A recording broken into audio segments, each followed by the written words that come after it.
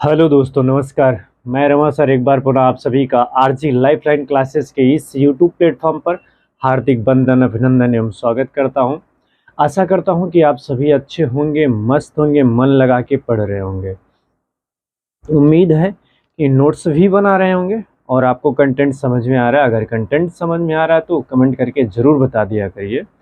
और हम लोग जैसा कि अपने सेशन में पढ़ रहे थे, लाइव प्रोसेस, जब प्रक्रम में हम लोगों ने बहुत टॉपिकों को लगभग लगभग कवर किया। बस 2-3 टॉपिक और बचे हैं। जैसे आज तो हम शुरू करने वाले हैं आपके बीच लेकर उपस्थित सर्कुलेटरी सिस्टम, मानव परिसंचरण तंत्र की बात करेंगे, फिर उत्सर्जन तंत्र। हमारा ये चैप्टर लगभग समापन की स्थिति में है, तो आपको नोट्स से एक के बाद एक कंटेंट को बना लेना चाहिए। वही नोट्स आपका भविष्य सुनिश्चित करने में बहुत बड़ा योगदान देगा। तो ऐसा ज़रूर करें कि आप नोट्स को ज़रूर बनाएं, ताकि जब भी हम आपके बीच टेस्ट लेके उपस्थित हों तो आपका नोट्स आपको बहुत सहयोग करे। तो इसलिए निवेदन, मोबाइल फ़ोन को हॉरिजॉन्टल मोड पर करके रखें और एक एक कंटेंट को आसानी से बहुत इत्मीनान से समझें। अगर नहीं समझ में आता है तो मान लो कि प्लेलिस्ट में सभी वीडियोस तो पड़े ही हैं, वहाँ से भी जा कर के आप देख सकते हैं, रिवाइज कर के देख सकते हैं, 2-3 बार देख सकते हैं। इससे आपकी सफलता सुनिश्चित होने में कोई दिक्कत नहीं होगी, क्योंकि हमारा संकल्प है कि आप नायाब बने। वो कहते हैं ना एक, कि होकर यूं मायूस न शाम की तरह ढलते रहिए, जिंदगी भोर है सूरज की तरह निकलते रहिए। ठहर जाओगे एक पाँव पे तो थक जाओगे, धीरे धीरे ही सही मगर चलते रहिए। तो उसी धीरे धीरे ही सही मगर चलते रहिए वाले कारवे में हम आज देखो कहाँ पहुँचे हैं, सर्कुलेटरी सिस्टम पे पहुँचे हैं। तो इस तरह से आप अपनी गति को धीरे धीरे स्पीड दीजिए। आने वाले समय में बहुत तेज़ी से हम लोग कवर करेंगे और पढ़ेंगे भी। तो चलिए आइए शुरुआत करते हैं हम मानव परिसंचरण तंत्र, सर्कुलेटरी सिस्टम की बात कर लेते हैं।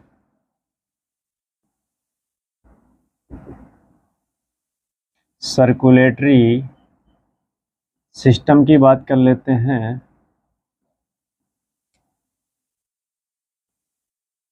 मानव परिसंचरण तंत्र, सॉरी लो ह्यूमन लगा देते हैं भाई, ह्यूमन लिख लो। मानव परिसंचरण तंत्र, लो बात कर लेते हम मानव परिसंचरण तंत्र की। क्या होता है देखो, कहीं कहीं पे परिसंचरण का मतलब वाहन भी लिखा होगा, तो यहाँ से हम इनको नोट कर सकते हैं। इत्मीनान से कंसंट्रेट होके पढ़िए, समझिए, एक एक कंटेंट समझ में आएगा, ये ऐसा मेरा आपसे वादा है ना।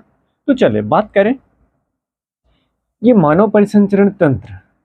देखो अभी तक ले हम लोगों ने किया क्या, पोषण पढ़ा, फिर खाना पीना खाते थे तो पाचन हुआ, पाचन होने के बाद फिर श्वसन हुआ। श्वसन मतलब आपका पोषक तत्व भी मिल गया और ऑक्सीजन भी चली गई। अब हर कोशिका तक तो ऑक्सीजन जाना चाहिए, हर कोशिकाओं तक कार्बोहाइड्रेट, वसा, प्रोटीन्स को जाना चाहिए। तो लेके जाएगा कौन, कोई तो ऐसा होना चाहिए जो आपको एक स्थान से दूसरे स्थान तक लेके जाए। तो ऐसा कुछ करने के लिए ईश्वर ने हमारी बॉडी में, हमारे शरीर में भी ऐसा कुछ प्रावधान तो बना के रखा ही होगा ना, जिसकी वजह से हम आप जीवित हैं और चल फिर लेते हैं, और फिर हमारे शरीर में पोषक तत्वों का निर्वहन भी हो जाता है। ऑक्सीजन जाती भी है, कार्बन डाइऑक्साइड बाहर भी आती है, और वो ऑक्सीजन हर कोशिकाओं तक पहुंच जाता है। खाना खाते भी हैं हम, डाइजेशन होता भी है, उन पोषक तत्वों की हर कोशिका तक पहुंचा दिया जाता है। ये सब काम तो कोई ना कोई तो करता होगा। वो कौन करता है, किन के माध्यम से होता है, ये सभी हम चर्चा करेंगे इत्मीनान से। जैसे समझो जरा, देखो आप, ये शादी का सीजन चल रहा है, आपको अपने घर से कहीं जाना हो गया, मामा के घर शादी पड़ी है, मौसी के घर, किसी इवन किसी के यहाँ शादी पड़ी होती है, तो एक स्थान से, अपने घर से आपको उस स्थान तक जाना है जहाँ पे शादी है। तो किसी ना किसी साधन का तो प्रयोग करोगे ना, और जो उस साधन का प्रयोग करोगे ना आप, जिस माध्यम से आप जा रहे हो, वही आपके लिए वाहन है, वही आपके लिए परिवहन है, वही आपके लिए परिसंचरण भी है। बात समझ गए? तो कहने का मतलब हमारे शरीर में पूरे बॉडी में दौड़ता कौन है? तो ब्लड, जाहिर सी बात है। उसे दौड़ाता कौन है? तो हृदय। और ये रक्त जो है, रक्त कुछ फॉर्म में लसिका भी होती है जो निर्वहन करती है। और ये चलते कैसे हैं ब्लड? तो हमारे नसों, वेसल्स और आर्टिकल के द्वारा चलते हैं, यानी कि धमनी और शिराओं से चलते हैं। धमनी और शिराओं का मतलब है कि वो पाइप जो हमारे घरों में समरसेबल से निकल के टंकी में जाती है, फिर टंकी से पूरे सप्लाई होती है हमारे पूरे घरों में, जहाँ जहाँ हमें पानी की आवश्यकता होती है। तो यही सारे प्रक्रिया हैं, हम अपने दैनिक जीवन से जोड़कर पढ़ेंगे ताकि हमें आसानी से ये समझ में आ जाए। बहुत कठिन नहीं है, बहुत सरल है, इत्मीनान से पढ़ते हैं। तो देखो, अगर पहले हम मानव को हटा देते हैं, ऐसे बात कर ले हम परिसंचरण की, मानव नहीं परिसंचरण की बात करता हूं मैं। तो हेडिंग यहाँ पे डाल देते हैं सर्कुलेटरी सिस्टम, मतलब परिसंचरण तंत्र की बात कर लेते हैं, सिर्फ परिसंचरण की बात कर लेते हैं। परिसंचरण तंत्र या परिसंचरण का मतलब क्या है? देखो, अगर इनको आप क्लियर करोगे ना, तो ये भी दो भागों में बटे होते हैं परिसंचरण तंत्र भी। एक होता है खुला परिसंचरण तंत्र,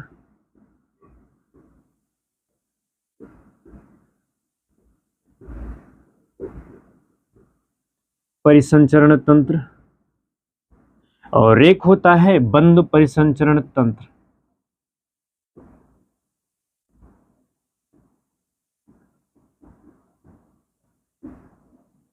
एक खुला परिसंचरण तंत्र, एक होता है बंद परिसंचरण तंत्र। अब जो बंद परिसंचरण तंत्र भी होता है ना, चलो देखो हम बात कर लेते हैं ये परिसंचरण तंत्र क्या है।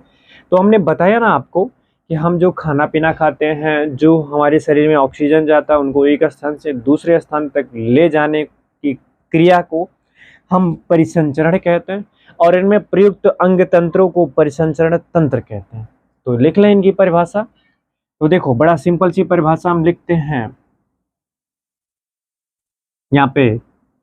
परिसंचरण तंत्र की बात कर रहा हूँ, मानव में भी नहीं, ये सभी जीवों में की बात करता हूँ। सभी जीवों में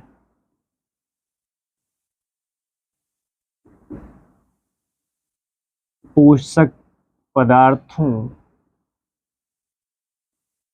को एक स्थान से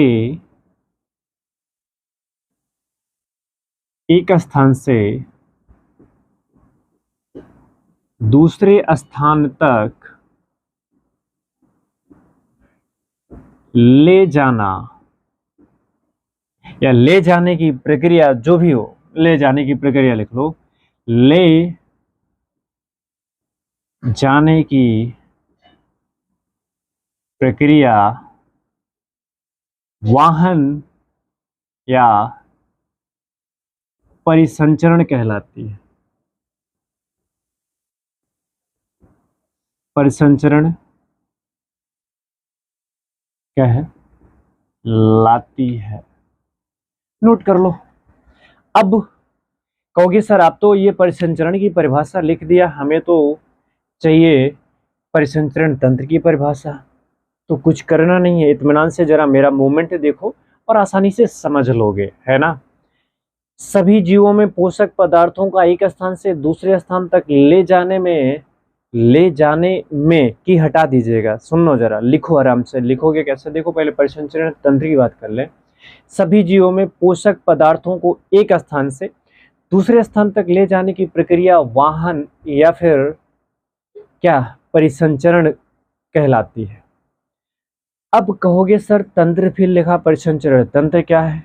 कोई बात नहीं, सभी जीवों में पोषक पदार्थों को एक स्थान से दूसरे स्थान तक ले जाने में प्रयुक्त, क्या, ले जाने में प्रयुक्त अंग तंत्र को, अंगों को हम क्या कहते हैं? क्या, ले जाने में प्रयुक्त तंत्र को हम परिसंचरण तंत्र कहते हैं। बस यहीं पे क्या करना, ले जाने में प्रयुक्त तंत्र को परिसंचरण तंत्र कहते हैं। बस, कम खत्म। लिख लोगे ना, इसमें कुछ तो ऐसा है ही नहीं जो आपको समझ में ना आता हो।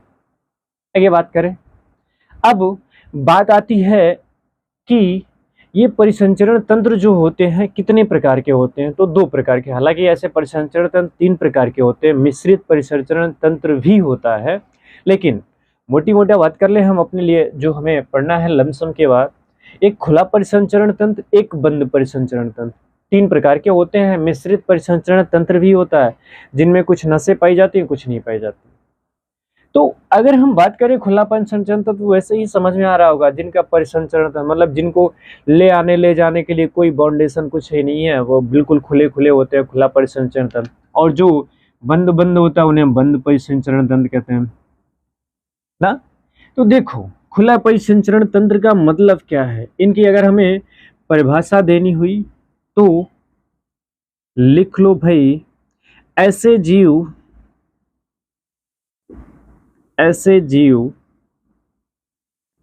जिनके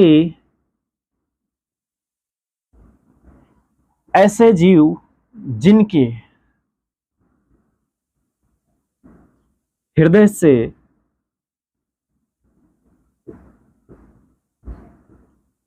से रक्त निकलकर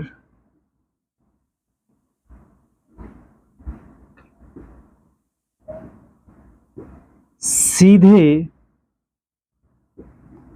पूरे शरीर में बिना किसी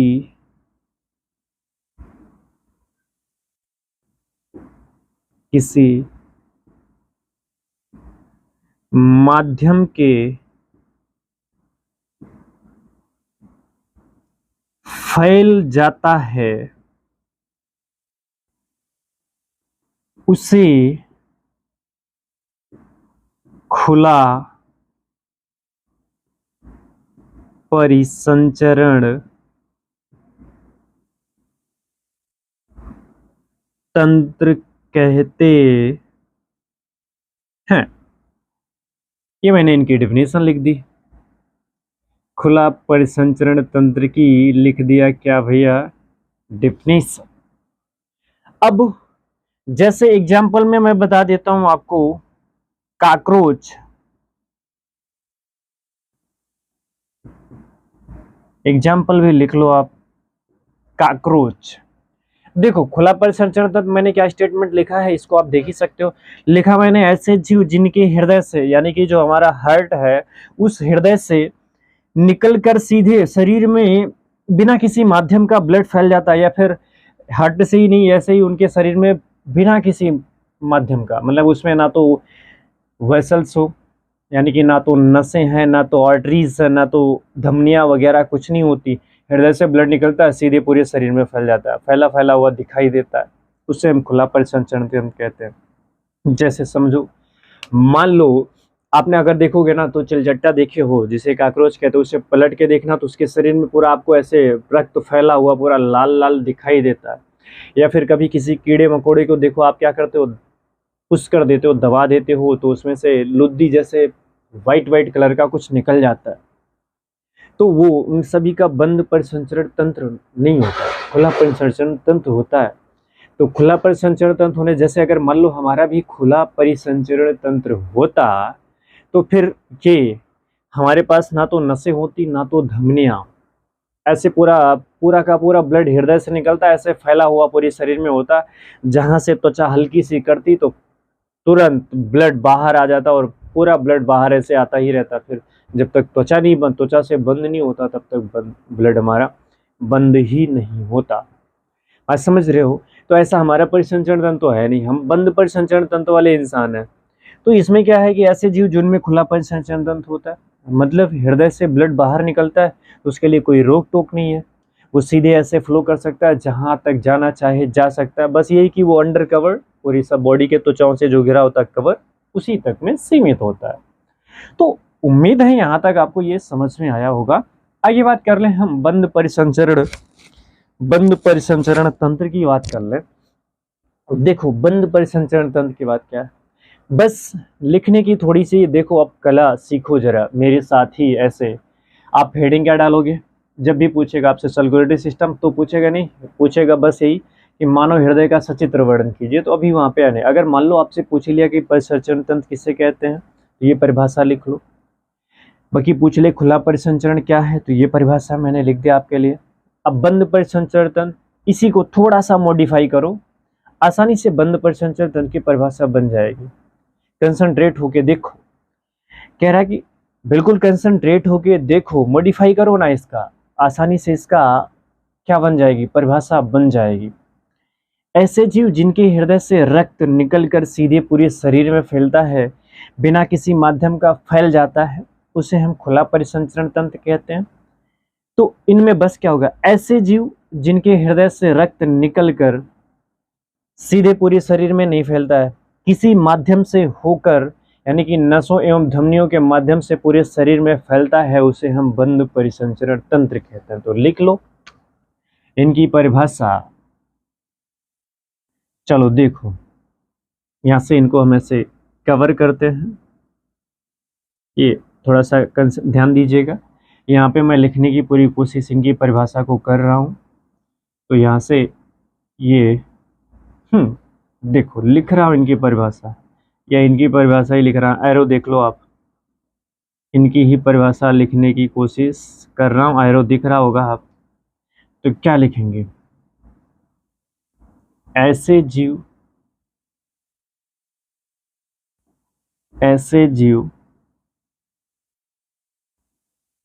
जिनके हृदय से रक्त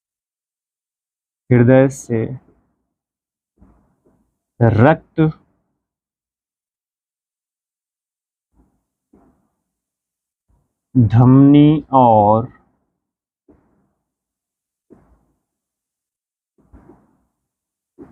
सिराओं से होकर पूरे शरीर में गमन करता है, उसे क्लोज सर्कुलेटरी सिस्टम कहते हैं, बंद परिसंचरण तंत्र कहते हैं। ऐसे जीव जिनके हृदय से रक्त धमनी और सिराओं से होकर, या धमनी और सिराओं के माध्यम से, ये भी लिख सकते हो, सिराओं के माध्यम से होकर पूरे शरीर में गमन करते हैं, उन्हें हम बंद परिसंचरण तंत्र कहते हैं। Close circulatory system, open circulatory system. आगे आपसे पूछे भाई, ये देखो अब इसकी बात कर रहा हूं हम, ये बंद परिसंचरण तंत्र भी 3 रूपों में आपको दिखाई देंगे। बंद परिसंचरण तंत्र भी आपको 3 स्तरों में, 3 रूपों में क्या क्या होता है जरा देख लेते हैं। इनमें एक भाग होता है रक्त, और एक भाग होता है इनको बंद सर्कुलेटरी सिस्टम को पूरा करने के लिए भी और खुलीपन से। दूसरा भाग होता है हृदय, हृदय। और तीसरा भाग जो होता है रक्त वाहिनियां,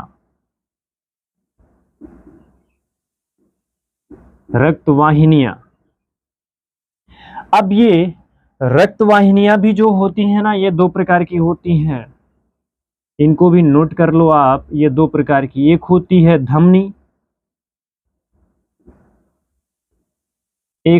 धमनी, धमनी और एक होती है सिरा। पूरा पाई चार्ट मैंने बना दिया आपके सामने, एक बार देख लेते हैं। परिसंचरण तंत्र, हम जो खाए पिए हैं वो सभी कोशिकाओं तक जाना चाहिए, इनको ले जाने के लिए जो भी हमारा सहयोग करते हैं परिसंचरण तंत्र कहलाते हैं। सभी जीवों में पोषक पदार्थों को एक स्थान से दूसरे स्थान तक ले जाने की प्रक्रिया को वाहन या परिसंचरण तंत्र कहलाता है। हालांकि 3 प्रकार के होती हैं, याद रखना, ये 3 प्रकार के होते हैं, लेकिन मुख्यतः में 2 पढ़ना है, और 2 में भी हमें बंद परिसंचरण तंत्र पढ़ना है। तो खुला परिसंचरण तंत्र, ऐसे जीव जिनके हृदय से रक्त निकलकर सीधे पूरी शरीर में फैल जाता है, ऐसे जीव जिनके हृदय से रक्त निकलकर धमनी और शिराओं के माध्यम से पूरे शरीर में फैलता है। बंधु परिसंचरण के मुख्यतः तीन तीन अंग होते हैं। एक होता है रक्त, दूसरा हृदय, तीसरा रक्त वाहिनियां। और ये रक्त वाहिनियां भी दो प्रकार की होती हैं, एक धमनी, एक सिरा। यहां तक कोई दिक्कत नहीं आनी चाहिए, और आप चाहो तो इसका शॉर्ट स्क्रीन ले सकते हो। शॉर्ट स्क्रीन लो, आगे चले हम। उम्मीद है कि शॉर्ट स्क्रीन आपने ले लिया होगा। आगे बात करें, इसे मिटाऊं? समझ में आ रहा? कमेंट करके बता देना भाई, समझ में आ रहा है कि नहीं आ रहा। आपके कमेंट से हमें ये पता तो चल जाता है कम से कम कि हाँ, आपको ये पूरी प्रक्रिया समझ में आ रही है। और हाँ, अगर आप चैनल पे नए हों तो चैनल को सब्सक्राइब कर लें, बेल आइकन को भी प्रेस कर लें, कंटेंट समझ में आ रहा हो तो। बाकी जो ताकि आपको सभी वीडियोस आगे मिलते रहे। अब बात कर लें, अभी जैसे देखा ने हम लोगों ने क्या, यही कि जो हम रक्त वाहिनियों की बात किए थे, रक्त वाहिनियां, ब्लड वेसल्स, रक्त वाहिनियां, ये कितने भागों में बढ़ गई हैं? तो अभी आपने देखा कि इनको हम दो भागों में बांट लेते हैं। एक होती है धमनी और एक होती है सिरा, वेन्स। अब पहले देखो, एक एक की वर्ड को समझ लो, ताकि हम जब हृदय पढ़ें तो आपको बहुत आसान भाषा में, आप रक्त पढ़ें तो आसान भाषा में मैं समझा सकूं, हृदय पढ़ूं तो आसान भाषा में समझा सकूं। इनके जो कीवर्ड्स होते हैं उनको पहले हम कोशिश कर रहे हैं कि आपके दिमाग में छप जाए इनके इमेज को। अब बात कर ले हम, ये धमनी क्या होती है। तो देखो, पहले इनके बाद धमनी ऐसे समझ लो, धमनी हमारे घर की जो, मतलब जैसे हम अपने घरों में समरसेबल वगैरह रखते हैं ना, तो जो मेन सप्लाई होती है, यानी कि हमारे पानी समरसेबल की मेन सप्लाई जो है वो पाइप, वो मेन सप्लाई है। समरसेबल का पाइप, यानी कि वही हाल है हमारे शरीर में। हमारे शरीर में हृदय से जो निकलता है, मेन सप्लाई करने वाला कौन होता है? धमनी होता है। समरसेबल की पाइप जहाँ से काट दोगे वहीं पानी फैलने लगेगा, और फिर आगे ऊपर पानी चढ़ेगा ही नहीं। टंकी पे पानी चढ़ाना है आपको, तो समरसेबल से निकलने वाली पाइप को आप काट दीजिए, तो टंकी पे, जैसे समझो, ऐसे समझ लो, ये मान लो आपने टंकी को रखा, ठीक है, ये समरसेबल है। अब ये समरसेबल से जैसे ही आप इसकी समरसेबल, यहाँ पे समरसेबल लगा हुआ है तो पानी ये दे रहा है, ये पानी जाके इस टंकी में इसको चढ़ना है ना। आपने इस पाइप को यहीं से काट दिया। अब क्या बताओ, ये पानी आपके इस टंकी में आएगा क्या? पानी यहीं तो ऐसे फ्लो करके पूरा यहीं पे खत्म हो जाएगा। अब सुनना जरा, ये समरसेबल, ये जो समरसेबल है, ये समरसेबल काम क्या कर रहा है? बस पानी को खींच कर निकाल रहा और फिर इसके बाद टंकी में भर दे रहा। यानी कि जहां पे पानी का स्रोत है वहां से समरसेबल निकाल के पूरे मतलब टंकी तक पहुंचाने का काम तो कर रहा है कौन? पाइपलाइन के माध्यम से। और अब ये टंकी से आपके घरों में जहां जहां आपको पानी ले जाना है वहां वहां पे सप्लाई होती है। तो कहने का मतलब, अब अगर मान लो सपोज दैट कि आप ये पाइप काटते हो तो आपको ज्यादा नुकसान तो होगा नहीं, लेकिन अगर ये पाइप काट देते हो तो टंकी तक पानी जाएगा ही नहीं। पानी पूरा टंकी में भरने से पहले ही पूरा पानी इधर उधर फैल जाएगा। और फिर भी ऐसे समझो, जैसे अगर मान लो आपने अपने टंकी से भी, जैसा नहीं समझ में आ रहा, तो ये मान लो आपकी टंकी, ये आपकी टंकी है। अब इस टंकी में से आपने ये पाइप निकाला, ये मेन पाइप है इसकी, और इसके बाद इसे कुछ आपने अपने रूम में ले गए पाइप, इसको कुछ किचन रूम में गया, कुछ पाइप बाथरूम में गया ना। तो इसको फोल्डिंग करके आपने ऐसे ऐसे डिवाइड से करके रखा। मान लो आपने अगर यहाँ पे पाइप को काट दिया तो कोई दिक्कत नहीं, बहुत ज़्यादा पानी का तो नुकसान तो होगा नहीं, लेकिन आपने यहीं से मेन सप्लाई को ख़त्म कर दिया तो अब यहाँ से टंकी तो फट से खाली हो जाएगी। सारा काम बस इसी माजरे पे है। तो चलो देखो, समझने की पूरी कोशिश करना, हम आपको बताते हैं धमनी क्या है। अब सुन लेना चाहिए। धमनी जो है, समरसेबल की पाइप जितनी मोटी मजबूत होती है, क्या टंकी की पाइप उतनी मोटी और उतनी मजबूत रखते हो? नहीं रखते हो ना। तो लिख लो, धमनी की दीवार, धमनी की दीवार मोटी क्यों मोटी होती है? समरसेबल की पाइप क्यों मोटी है और मजबूत होती है? क्योंकि प्रेशर से पानी आता है, टंकी में जाता है, टंकी के बाद तो प्रेशर उतना होता नहीं कि जितना समरसेबल में होता है। तो इसलिए धमनी की दीवारें, जो हमारे शरीर में धमनियां, उनकी दीवार मोटी होती है। और व्यास क्या होता है? मोटी होती है। दूसरी बात, व्यास व्यास अधिक होता है।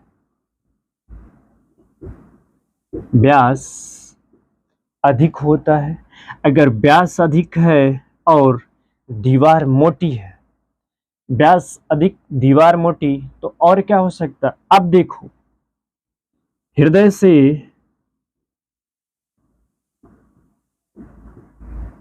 से रक्त को पूरे शरीर में ले जाती है।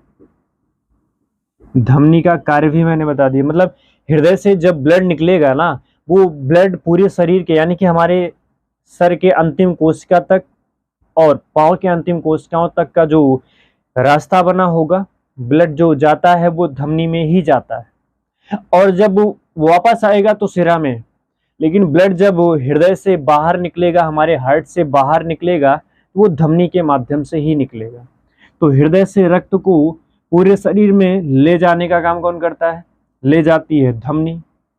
अब आगे और धमनी में लिख देते हैं, धमनी में सदैव शुद्ध रक्त बहता, शुद्ध रक्त होता है, शुद्ध रक्त होता है। अब इसका एक एक्सेप्शन है। एक्सेप्शन मतलब अपवाद। यहाँ पे ये चलो लिखता हूं, इसका क्या है भाई? एक एक्सेप्शन है, अपवाद है। वो अपवाद क्या है? लिखा स्टेटमेंट की धमनी में सदैव शुद्ध रक्त बहता है, लेकिन एक होती है पल्मोनरी धमनी, जिसे हम फुफ्फुस धमनी के नाम से जानते हैं। क्या भाई अपवाद? पल्मोनरी धमनी, या फिर हम क्या कहते हैं इन्हें? फुफ्फुस धमनी। देख रहे हो ना, एक्सेप्शन क्या है? धमनी में तो सदैव शुद्ध रक्त बहेगा ही बहेगा, लेकिन अपवाद पल्मोनरी धमनी या फुफ्फुस धमनी है। कैसे अपवाद है? क्योंकि लिख लो, इसमें अशुद्ध रक्त बहता है या अशुद्ध रक्त होता है, जो भी। धमनी में सदैव शुद्ध रक्त ही बहता है, शुद्ध रक्त ही होगा, लेकिन पल्मोनरी धमनी या फुफ्फुस धमनी होगी तो उसमें क्या बहेगा? अशुद्ध रक्त बहेगा। अभी हमने यहाँ पे लिखा था ना धमनी में शुद्ध रक्त, इसमें क्या हो गया? देखो अपवाद है ना, इसमें अशुद्ध रक्त बह रहा है, तो धमनी ही, पर उसमें अशुद्ध रक्त बह रहा। अब आपके मन में आता होगा, सर हमारी बॉडी में ये शुद्ध रक्त और अशुद्ध रक्त ये सब कहाँ से आ गया? ये भी हमारे मन में चल रहा होगा ना कि ये सर हमने शुद्ध रक्त और अशुद्ध रक्त। चलो देखो, आगे बता दें हम आपको शुद्ध रक्त और अशुद्ध रक्त का मतलब क्या होता है, और इनका स्टेटमेंट लिखो। नीचे जगह नहीं, यहाँ पे लिखता हूँ। जब ये व्यास अधिक होगा और शरीर से पूरे, देखो हृदय हम खड़े यहाँ पे हैं और गुरुत्वाकर्षण बल नीचे लग रहा है। चलो मान लो हृदय से ब्लड निकला नीचे जाने के लिए, तो गुरुत्वाकर्षण के विरुद्ध तो हमें नहीं जाना है।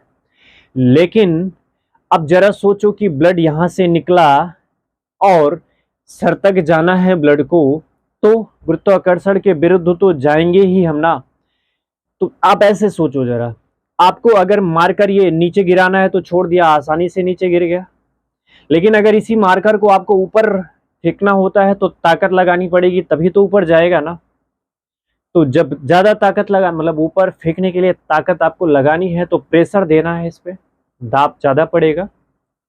क्योंकि समरसेबल का पानी जब ऊपर चढ़ाना होता है, तो देखो ऊपर जब पानी चढ़ता है समरसेबल का, तो प्रेशर होता है, उस पर दाब होता है। लेकिन अगर समरसेबल के पानी को आपको नीचे ले जाना है, तो फिर कोई बात ही नहीं, छोड़ दो, पानी सारा नीचे गिर जाएगा। तो बस समझ गए। तो अब देखो, लिख सकते हो, बात हमारा कहने का मतलब क्या है कि इनमें रक्त का दाब क्या होगा। रक्त का दाब अधिक होता है। क्यों होता है बता दिया ना, क्योंकि देखो हृदय हमारा यहाँ पे, अब गुरुत्वाकर्षण बल के विरुद्ध सर तक के ब्लड को जाना है, तो भाई गुरुत्वाकर्षण के विरुद्ध काम कर रहा है, तो वैसे ही इसको ताकत लगानी है, तो इतना प्रेशर ज्यादा तो होगा ही। जो हम ब्लड प्रेशर को मापते हैं, सिस्टोलिक और डायस्टोलिक, धमनी में, धमनियों से ब्लड ऊपर चढ़ता है तो चढ़ते हुए ब्लड को सिस्टोलिक और उतरते हुए ब्लड को डायस्टोलिक कहते हैं। ये हम पढ़ेंगे अभी, बीपी जब वगैरह कैसे नापा जाता है मैं सब बताऊंगा आपको, यहाँ तक कोई दिक्कत नहीं। अब आपके मन में आता होगा कि सर ये शुद्ध और अशुद्ध रक्त का मामला क्या है, अभी पढ़ लेते हैं। अभी मैं बता देता हूँ, अभी बस इतना नोट करके रखो, फिर जगह मेरे पास होगी, अभी इसे रफ करने के बाद फिर मैं बताता हूँ। ये उम्मीद है कि आपको ये धमनी का माजरा समझ में आ गया होगा। अब धमनी आपके दिमाग में आते ही, हाँ सर इसके दीवार मोटी हो जाती है, यहाँ पे दाब अधिक होता है, ये हृदय से ब्लड को पूरे शरीर में फैला देता है, चाहे ऊपर ले जाना हो या चाहे नीचे ले जाना हो, कोई दिक्कत नहीं होती। और धमनी में सदैव शुद्ध रक्त बहता है। ये शुद्ध रक्त हमेशा याद रखो, ताकि हमें हृदय पढ़ाते समय आपको बहुत, ना तो आपको ज़्यादा प्रेशर लेना पड़े, ना हमें, इसलिए पहले कीवर्ड्स को हम पढ़ ले रहे हैं, नहीं तो सीधे मानव परिसंचरण तंत्र में हम पढ़ना शुरू कर देते। हेडिंग तो मानव परिसंचरण तंत्र ही डाला है, तो मैं इसी को पढ़ना शुरू कर देते हैं हम आप। लेकिन मैंने कहा नहीं, कुछ एक्स्ट्रा जो आपके लिए जानकारियां हैं वो पहले से कलेक्ट कर दी जाए, ताकि आप आसानी से समझ सको। अब बात कर लें सिरा, तो जस्ट इसी का उल्टा, सेम इसी का उल्टा टोटल सिरा होगा। देखो जैसे, हाँ आ जाओ भाई, कैसे इसका जस्ट, अब देखो इत्मीनान से एक एक लाइन को पढ़ो और एक एक लाइन को समझो। चलो, धमनी की दीवार मोटी होती है, कहोगे हाँ सर धमनी की दीवार तो मोटी होती है, कोई बात नहीं, हम भी तो कह रहे हैं धमनी की दीवार मोटी होती है। अब इसी का उल्टा कर दो सिरा, तो जब धमनी की दीवार मोटी है तो सिरा की दीवार क्या होगी, पतली, लिख लो। सिरा की दीवार पतली होती है। दूसरी लाइन, व्यास अधिक है, तो दूसरी लाइन में लिख लो व्यास कम होता है। तीसरी लाइन क्या लिखा है, हृदय से रक्त को पूरी शरीर में ले जाता है। धमनी का काम हो गया कि यहां से हृदय से निकला ब्लड को वो पैर के अंतिम छोर तक पहुंचा दिया, सर के अंतिम छोर तक पहुंचा दिया। अब उसका काम ये नहीं कि वापस लाना, वापस लाने का काम कोई और करेगा। वापस लाने का काम कौन करता है, सिरा करती है। तो यानी कि शरीर से, या पूरे शरीर से,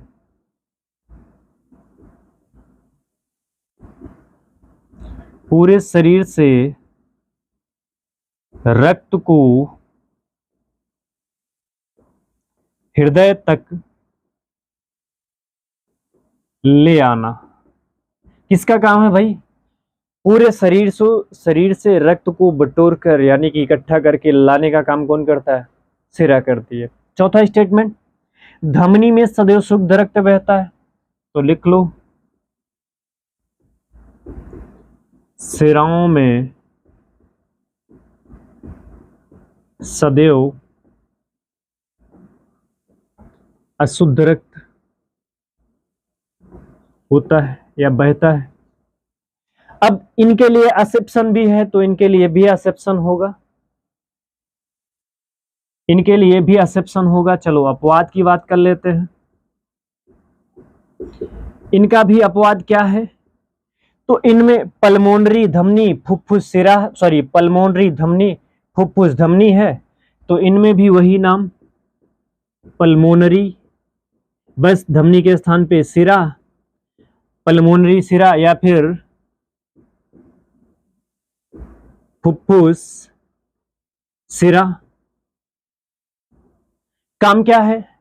अब तक तो देखो सिराओं में बहता था कैसा रक्त, तो सिराओं में बहता था अशुद्ध रक्त, तो लेकिन इनमें कौन सा रक्त रहेगा?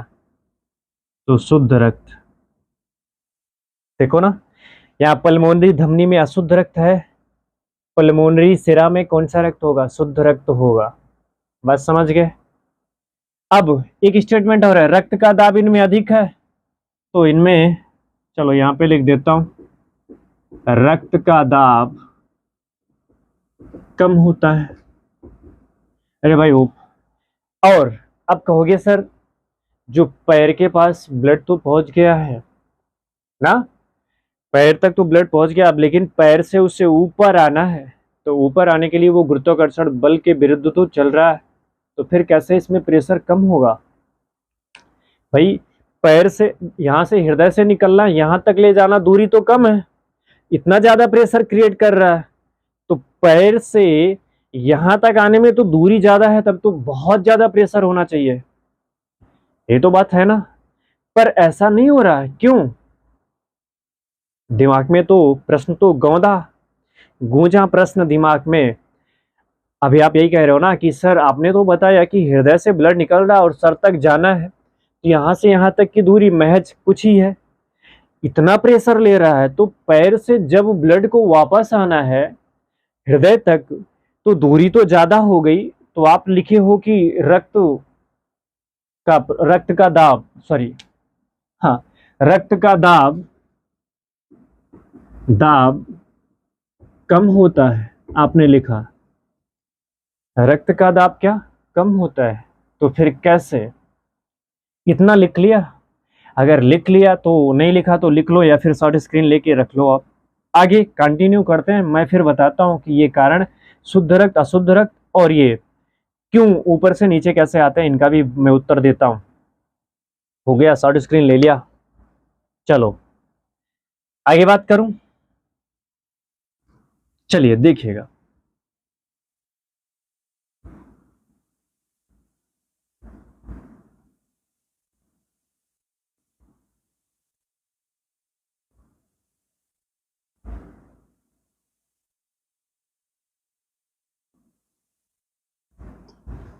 चलिए भैया आगे बात कर लें।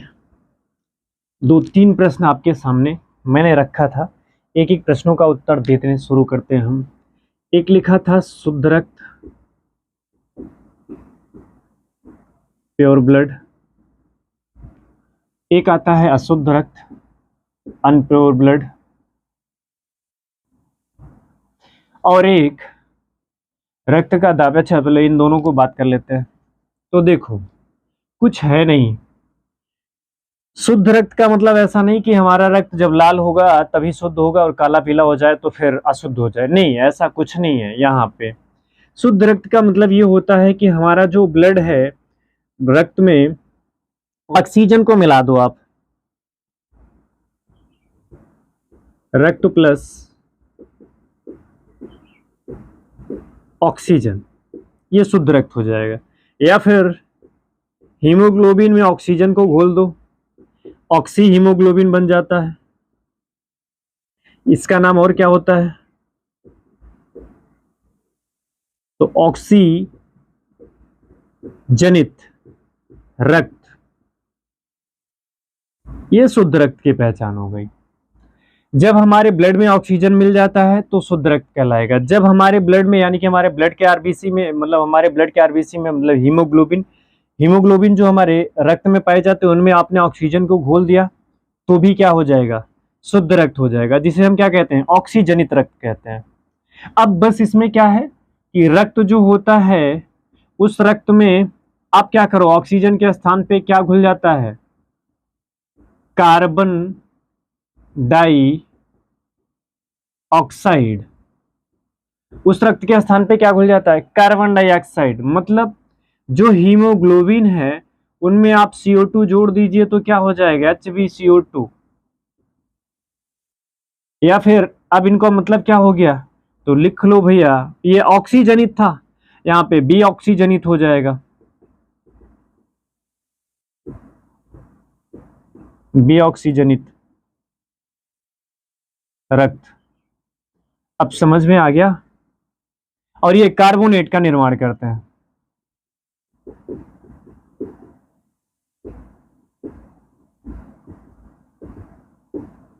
अशुद्ध रक्त। ठीक, कोई बात नहीं। अब आपके दिमाग में आ गया ना, जब मैं शुद्ध रक्त बोलूंगा इसका मतलब उस रक्त में ऑक्सीजन घुला है, घुलित ऑक्सीजन। रक्त में घुलित ऑक्सीजन मतलब शुद्ध रक्त, रक्त में घुलित कार्बन डाइऑक्साइड मतलब अशुद्ध रक्त। अब आपके दिमाग में तो ये कॉन्सेप्ट तो बैठ जाना चाहिए, ये CO2 है, यहाँ तक तो कोई दिक्कत नहीं आनी चाहिए आपको। शुद्ध रक्त क्या है, शुद्ध रक्त। या फिर आप में कॉपी में क्या, सॉरी आपकी किताबों में कहीं पे ऑक्सीजनित लिखा होगा, ऑक्सीजनित का मतलब शुद्ध रक्त, बी ऑक्सीजनित का मतलब, बी ऑक्सीजनित मतलब ऑक्सीजन है ही नहीं है, तो जब ऑक्सीजन नहीं है तो फिर वो क्या कहलाएगा, शुद्ध रक्त कहलाएगा, ऑक्सीजनित। यहाँ तक तो कोई दिक्कत नहीं है, बिल्कुल समझ में आया। आगे देखो, मैंने आपसे एक लाइन लिखी थी अभी हम लोगों ने, मिटाऊं, चलो। एक अभी स्टेटमेंट लिखा था कि सिराओं में रक्त का दाब कम होता है, यानी कि पैरों से फिर ऊपर शरीर तक ब्लड आता कैसे ना। तो देखो, मानव शरीर का, बस उसका उत्तर लिख रहा हूं, मानव शरीर का द्वितीयक, अरे ठीक लिखूं, मानव शरीर का द्वितीयक हृदय, उसी का उत्तर दे रहा हूं मैं। मानव शरीर का द्वितीयक हृदय काल्फ, काल्फ हृदय। मानव शरीर में कितने हृदय पाए जाते हैं, तो आप जानते हो तो एक ही हृदय होता है, हार्ट हमारा। लेकिन मानव शरीर का द्वितीयक हृदय का नाम क्या है, काल्फ। पाया कहां जाता है, तो पैरों की मांसपेशियों में।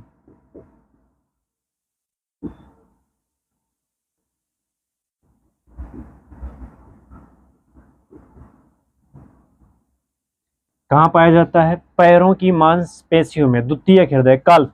जो घुटने के नीचे पीछे मांस का हिस्सा नहीं होता ना, घुटना है, घुटने के नीचे पीछे मांस का हिस्सा देखो आप, होगा खूब मोटा सा मांस का हिस्सा ऐसे दिखाई देता है। देखो जैसे मान लो ये घुटना होता है ना, तो पीछे ऐसे ये मांस का हिस्सा, ऐसे मान लो, एक ऐसे ड्रॉ करने की कोशिश कर रहा हूँ, ये हमारा घुटना, ये मांस का हिस्सा वाला ये जो भाग नहीं होता, ये यहीं पे पाया जाता है, इसी में क्या, काल्फ। और वो काल्फ मांस, पैरों की मांसपेशियां, जिसे हम मानव शरीर का द्वितीयक हृदय कहते हैं। तो आपसे प्रश्न पूछे, मानव शरीर का द्वितीयक हृदय काल्फ है, पैरों की मांसपेशियों में पाया जाता है। जब इनमें संकुचन होगा, तो जैसे देखो आप ऐसे समझ लो, इनमें जब संकुचन होगा तो ये दबेगा, तो दबने के बाद जो रक्त है वो ऊपर ही तो चढ़ेगा ना, तो इसके कारण से वो ब्लड में, मतलब हमारे जो हमारा रक्त होता है वो आके हृदय में पहुंच जाता है। तो यहाँ से उम्मीद है कि वो उस प्रश्न का उत्तर आपको मिल गया होगा। द्वितीयक हृदय के कारण पैरों का ब्लड हृदय तक पहुंचने में आसान हो जाता है। द्वितीयक हृदय का नाम काल्फ होता है, जो पैरों की मांसपेशियों में पाया जाता है। उम्मीद है यहाँ तक आपने नोट किया होगा, लिखा होगा, और एक एक कंटेंट को लिख रहे होंगे आप। आगे बात कर लेते हैं मानव परिसंचरण तंत्र में। अब हम हेडिंग डालते हैं हृदय, बस थोड़ी सी चर्चा इस पे करें। मानव परिसंचरण तंत्र में हम हेडिंग डालते हैं हृदय, हार्ट की बात कर लेते हैं, हृदय।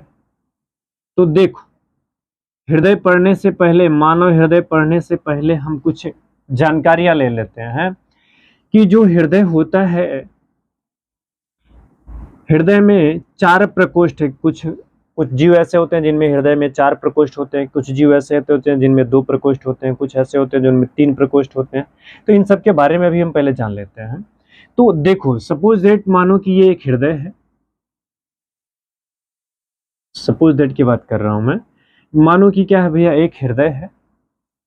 अभी अभी हम लोग जितना पढ़ रहे हैं ना, अभी तक जितना पढ़ा है, इनमें से आपके बोर्ड में पूछे जाने वाले प्रश्नों की श्रृंखलाओं में बस क्या है, सुन लेना जरा, क्या क्या प्रश्न आपसे पूछेगा परिसंचरण तंत्र किसे कहते हैं, खुला परिसंचरण तंत्र क्या है, बंद परिसंचरण तंत्र क्या है, और फिर दूसरा प्रश्न आपके पास आ जाएगा कि धमनी क्या है, सिरा क्या है। ठीक है, तीसरा प्रश्न आपसे बनेगा कि मानव शरीर का द्वितीयक हृदय क्या है। बात समझ रहे हैं, एक एक प्रश्न पे मैं फोकस कर रहा हूं। पहला आपसे यही पूछेगा कि परिसंचरण तंत्र किसे कहते हैं, दूसरा परिसंचरण तंत्र में पूछेगा खुला परिसंचरण किसे कहते हैं, ये क्या है। तीसरा प्रश्न बनेगा अगर, तो बनेगा कि बंद परिसंचरण तंत्र क्या है। उसके बाद आपसे पूछेगा, हालांकि रक्त से भी प्रश्न बनेगा, हृदय से भी प्रश्न बनेगा और धमनी और सिराओं से भी बनेगा, लेकिन सबसे पहले हमने कवर किसको किया, धमनी और सिराओं को, क्योंकि हमें हृदय पढ़ाना है और रक्त पढ़ाना है, तो पहले धमनी और सिरा हमें पढ़ाना ही था, ताकि हम सभी बातों को आसानी से आपको समझा सकें। तो अब बात करते हैं हम हृदय की। तो हृदय में 4 चैम्बर होते हैं, 4 प्रकोष्ठ होते हैं। ये इस तरह से 4 चैम्बरों में बटा होता है, 4 प्रकोष्ठों में। ये ऊपर का 1, 2, नीचे का ये 1 और ये 2, ये दोनों ऊपर के होते जो हैं, इनको हम कहते हैं आलिंद, और नीचे की ये दोनों भाग जो होते हैं, इनको हम कहते हैं निलय ना। अब आपसे देखो कुछ जानकारी यहां से इकट्ठा करके चलते हैं हम। आप ऐसे कौन से जीव जंतु होते हैं, कौन से जीवधारी होते हैं जिनमें दोनों आलिंद, देखो पूरा बना हुआ है, ये आलिंद दोनों डेवलप है और ये दोनों निलय डेवलप है। तो ऐसे में कौन जीव आते हैं, तो लिख लो भाई, स्तनधारी जीव, और ये ऐसे लिखो, सभी स्तनधारी जीव।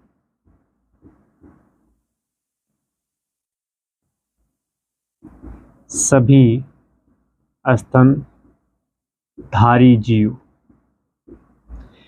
जितने भी स्तनधारी जीव हैं ना, जितने भी स्तनधारी जीव हैं, वो जीवों में क्या पाई जाती है, दोनों आलिंद पाए जाते हैं और दोनों निलय पाए जाते हैं। और इनमें लिख सकते हो आप पशु पक्षी, कुछ पशु पक्षी भी ऐसे होते हैं, क्या पाए जाते हैं उनमें ना, पशु पक्षी जो स्तनधारी जीव, लेकिन इनका एक्सेप्शन है। अब आप कहोगे सर ये स्तनधारी जीव का मतलब क्या होता है, तो स्तनधारी जीव का मतलब जो अपने समान नवजात शिशु यानी कि अपने समान बच्चे को जन्म देते हैं, उन्हें हम क्या कहते हैं, स्तनधारी कहते हैं। यानी कि अंडा देने वाले जितने भी प्राणी होंगे वो स्तनधारी नहीं है, अपने समान बच्चे को जन्म देने वाले स्तनधारी कहलाते हैं। या फिर ऐसे दूध देने वाले जानवरों को या पशुओं को हम, या दूध देने वाले सभी प्राणी को हम स्तनधारी कहते हैं, ऐसे भी समझ लो आप। लेकिन ज़्यादा अच्छा होगा कि जो अंडे नहीं देते हैं वो स्तनधारी कहलाते हैं। तो यहाँ से आप नोट कर लो। और इनमें क्या होते हैं भाई, सभी स्तनधारी जीव, स्तनधारी पक्षियों में लिख लो, में 4 प्रकोष्ठ पाए जाते हैं। 4 प्रकोष्ठ का मतलब 1, 2, 3, 4, 4 प्रकोष्ठ हैं। अब इनका एक्सेप्शन क्या है, अपवाद, अपवाद है मगरमच्छ। अपवाद क्या है, मगरमच्छ। सभी स्तनधारी जीव, मतलब देखो मगरमच्छ अंडा देने वाला प्राणी है या फिर जलचर प्राणी है, लेकिन इसके पास क्या होते हैं, इसका जो हृदय होता है वो 4 प्रकोष्ठों में बटा होता है। इनके पास भी क्या होते हैं भाई, 4 प्रकोष्ठ होते हैं, 4 प्रकोष्ठ। बात समझ गए। आपसे पूछेगा मगरमच्छ कितने प्रकोष्ठ वाले हृदय पाए जाते हैं, तो 4 प्रकोष्ठ वाले हृदय पाए जाते हैं। अब दूसरी बात, ये मानो कि हमारा क्या है, हृदय। अब देखना, सिर्फ एक ही, ये 2 प्रकोष्ठ हो गए, एक आलिंद और एक निलय, एक आलिंद एक निलय, यानी कि दो प्रकोष्ठ। कितने प्रकोष्ठ हैं? दो प्रकोष्ठ। ऐसे कौन से जीव होते हैं जो दो प्रकोष्ठ होते हैं? तो उत्तर क्या लिखोगे आप? जलचर प्राणी। कौन? जलचर प्राणी मतलब मछली। अच्छा उदाहरण है। क्या होते हैं इनके हृदय में? इनका जो हृदय होता है दो प्रकोष्ठी होते हैं। इनका हृदय कैसा होता है? दो प्रकोष्ठी होता है। चार प्रकोष्ठ वाले सभी स्तनधारी जीव, कुछ पशु पक्षी भी होते हैं जो चार प्रकार के। इनमें एक्सेप्शन हमेशा याद रखना मगरमच्छ होता है। एक आलिंद एक निलय दो प्रकोष्ठ, जलचर प्राणी, मछली। आगे बात करें, मिटाता हूं इनको और आगे फिर बात करते हैं हम और क्या है। तो चलो देखो, यहां तक हम लोगों ने पढ़ लिया। अब जरा देखो, मानो कि ये हमारा एक हृदय है, ये बट गया। कितने आलिंद? तो कहोगे सर दो आलिंद। ये क्या है? आलिंद। अब कितने निलय हैं? एक निलय। तो कुल कितने प्रकोष्ठ हो गए? तो कहोगे सर तीन प्रकोष्ठ। कितने प्रकोष्ठ? तीन प्रकोष्ठ। दो आलिंद एक निलय किन में पाया जाता है? तो जो उभयचर प्राणी होते हैं ना, मेढक, उभयचर प्राणी, दो आलिंद और एक निलय पाया जाता है। यहां से आप इनको नोट करके रखें। उभयचर प्राणी क्या होता है? दो आलिंद एक निलय। तीन प्रकोष्ठ वाले जीव तो लिख लो भैया, कौन है? उभयचर प्राणी। जैसे में मेढक, इनको नोट करके रखो। अब आगे मानो कि ये, मान लो कि ये हमारा क्या है भाई? हृदय। हमने चार प्रकोष्ठ देखा, दो प्रकोष्ठ देखा, तीन प्रकोष्ठ देखा। अब अगर हम आगे बात कर लें, आगे क्या बात करें भाई? अब देखो, आगे अगर हम बात करें, क्या है ये? तो आलिंद दो तो हो गए। ये क्या है भाई? आलिंद है। लेकिन यहां पे थोड़ा ध्यान दीजिएगा, ये मैं निलय बना रहा हूं और निलय ये देखो इतना बिल्कुल इनमें खाली जगह है। इनमें गिना क्या जाएगा? ये कितने प्रकोष्ठ गिने जाएंगे? तो गुने तो तीन ही प्रकोष्ठ जाएंगे। क्या गिने जाएंगे? गिने तो आपको तीन ही प्रकोष्ठ जाएंगे। ये निलय, और इनका निलय कैसा है? तो अल्प विकसित है। निलय कैसा है? तो अल्प विकसित निलय है, क्योंकि देखो यहां से ये हमने निलय को बांटा। ये देखो, ये निलय यहाँ पे कुछ नहीं, यहाँ पे बट रहा है। तीन प्रकोष्ठ तो है ये भी। कितने प्रकोष्ठ? तीन प्रकोष्ठ। तीन प्रकोष्ठ तो इसमें है, लेकिन ये तीन प्रकोष्ठ होते हैं, इनमें कौन सा जो निलय है ना भैया, ये कैसा है? अल्प विकसित है।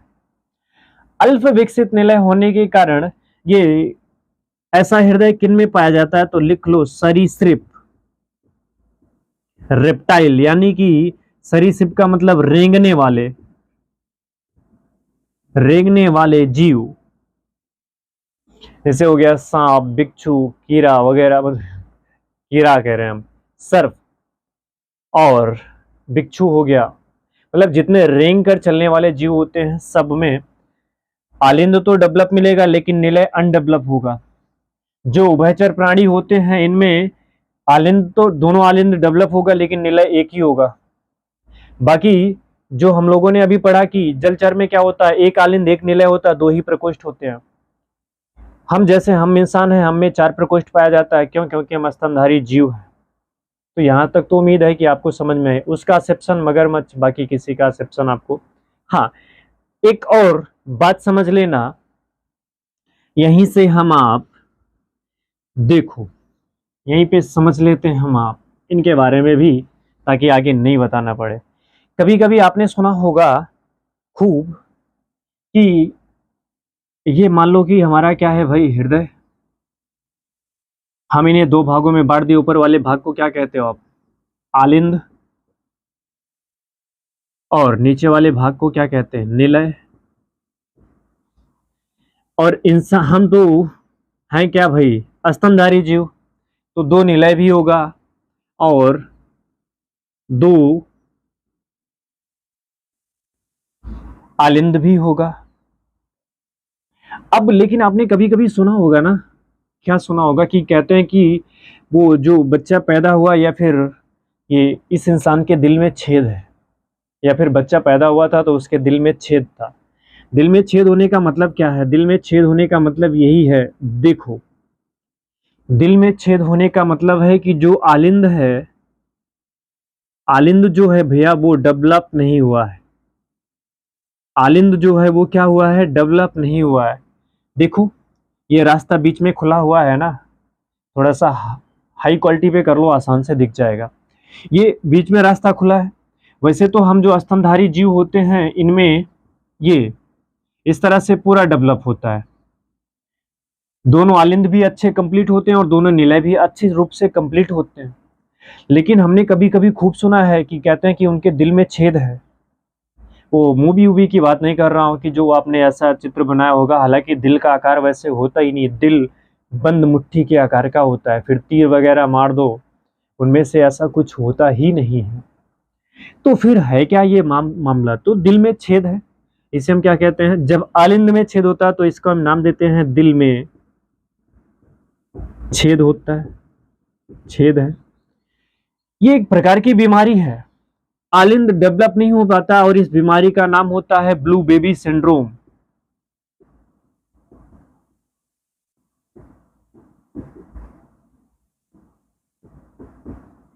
ब्लू बेबी सिंड्रोम ये बीमारी का नाम है। और इस बीमारी में ब्लू बेबी सिंड्रोम कहते हैं, इस बीमारी को हमने लिख दिया। ये एक प्रकार का रोग है। ब्लू बेबी सिंड्रोम जो है, होता क्या है? आलिंद अनडेवलप होता है। अब देखो, आलिंद अनडेवलप होने के कारण क्या होता है? यहाँ पे अशुद्ध रक्त रहता है और इसमें शुद्ध रक्त रहता है। इसमें ऑक्सीजन मतलब शुद्ध रक्त समझ लिए आप। यहाँ पे CO2 मतलब, सॉरी, यहाँ पे रहता है CO2 और यहाँ पे रहता है O2। यहाँ पे अशुद्ध है, यहाँ पे शुद्ध है, तो ये रास्ता खुला है। तो ये ब्लड इसमें भी आपस में मिलते जुलते रहते हैं। तो फिर हमें तो हमारे शरीर की सभी कोशिकाओं को शुद्ध रक्त चाहिए, तो पता ही नहीं चल पाता शुद्ध है कि अशुद्ध है, इस दिल में छेद होने के कारण। तो इस दिल में छेद होने का कारण का नाम रोग है, वो क्या कहते हैं? ब्लू बेबी सिंड्रोम इस रोग का नाम है। जिनके कारण ये हमारा, जब बच्चा माँ के पेट में होता है, जब गर्भ में होता है, तो ही आलिंद वगैरह डेवलप हो जाते हैं।